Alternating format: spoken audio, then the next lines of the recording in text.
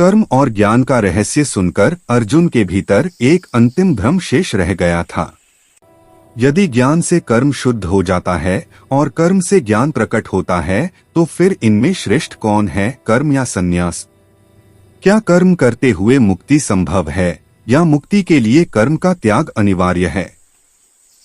यह प्रश्न केवल दार्शनिक नहीं है, यह हर उस व्यक्ति का प्रश्न है जो संसार में रहते हुए शांति चाहता है।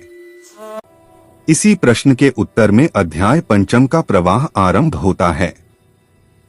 श्री कृष्ण स्पष्ट करते हैं कि कर्म संन्यास और कर्मयोग दोनों ही कल्याणकारी हैं, पर कर्मयोग अधिक व्यावहारिक और स्थायी है।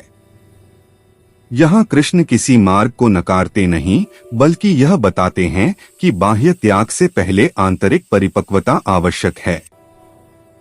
जो व्यक्ति भीतर से अशांत है, उसके लिए कर्म का त्याग भी उसे शांति नहीं दे सकता। आज भी यह सत्य उतना ही प्रासंगिक है। कई लोग जिम्मेदारियां छोड़ देते हैं, स्थान बदल लेते हैं, पर मन का बोझ साथ ही ले जाते हैं। स्थान बदलने से नहीं, दृष्टि बदलने से मुक्ति मिलती है। कृष्ण कहते हैं कि जो व्यक्ति बिना द्वेष और बिना इच्छा के कर्म करता है, वही सच्चा सन्यासी है। संन्यास का अर्थ कर्म न करना नहीं है, बल्कि रागद्वेष से मुक्त हो जाना है।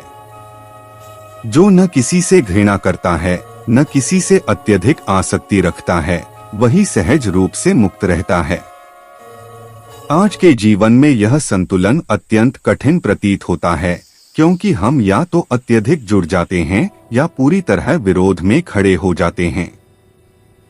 गीता यहाँ मध्य मार्ग सिखाती है, संबंध रखो पर बंधो मत। श्री कृष्ण यह भी स्पष्ट करते हैं कि ज्ञान और कर्म दो अलग अलग लक्ष्य नहीं हैं। जो व्यक्ति सच्चे ज्ञान में स्थित है, वही कर्मयोगी है, और जो सच्चा कर्मयोगी है, वही अंतः ज्ञान को प्राप्त करता है।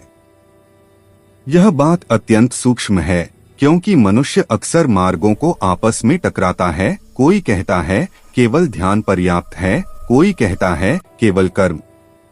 कृष्ण कहते हैं कि जिसने एक को ठीक से समझ लिया, उसने दूसरे को भी समझ लिया। जैसे नदी और समुद्र अलग नहीं होते, वैसे ही कर्म और ज्ञान भी अलग नहीं हैं।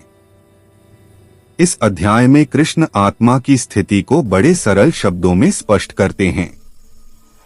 वे कहते हैं कि ज्ञानी व्यक्ति अपने भीतर स्थित आत्मा को सभी प्राणियों में समान रूप से देखता है।